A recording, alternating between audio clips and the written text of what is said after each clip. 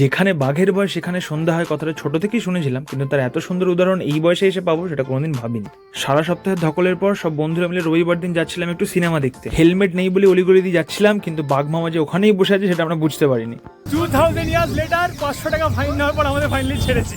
একজনের থেকে রক্ষে হতে না হতে সামনে দেখি আরেকজন, তাই আমরা যাদের কাছে 3টে হেলমেট ছিল আমরা অনেক দূর গিয়ে বাইক নিয়ে দাঁড়ালাম। তারপর নেমে গেল বৃষ্টি, আর ওরা ঠিক 1 কিলোমিটার ম্যারাথন দৌড় করে সব পুলিশ অতিক্রম করে আমাদের কাছে এলো। তারপর আমরা ফাইনালি পৌঁছলাম আমাদের শোতে, যেটা ঠিক 9:30 থেকে ছিল, কিন্তু আমরা পৌঁছলাম 10টার সময়। কিন্তু লাকিলি আমরা সিট পেলাম, টিকিট পেলাম, আর শো তখন স্টার্ট হয়নি। কেন? বিকজ তার আগের শো এর জন্য শুভশ্রী গাঙ্গুলি এসেছিলেন। হলে ঢুকে দেখলাম তখন জাস্ট জাতীয় সঙ্গীতটা শুরু হয়েছে। আমরা আমাদের সিটে বসে পড়লাম। তারপর হয়ে গেল ইন্টারভেলে তো খাওয়ার মতো টাকা নেই, কারণ সব টাকা মামা নিয়ে নিয়েছে। তাই কটা চিপস কিনে নিয়ে চলে গেলাম আমরা খেতে। সিনেমা দেখে বাইরে বেরিয়ে দেখলাম প্রচন্ড বৃষ্টি পড়েছে, সিটগুলো ভিজে গেছে, কিন্তু কাপড় নিয়ে মুছবো তাই ওকে আমরা কাপড় বানিয়ে মুছে নিলাম। তারপর চলে গেলাম আমাদের খাবার আনতে, যেটা আমরা প্রি অর্ডার দিয়ে রেখেছিলাম। আমরা এখন বসে খাচ্ছি গাইস, কুকুরের মতো খিদে পেয়েছে। আমরা খাই, তোমরা আরো মিনি ব্লগের জন্য চ্যানেলটাকে সাবস্ক্রাইব করে দিও।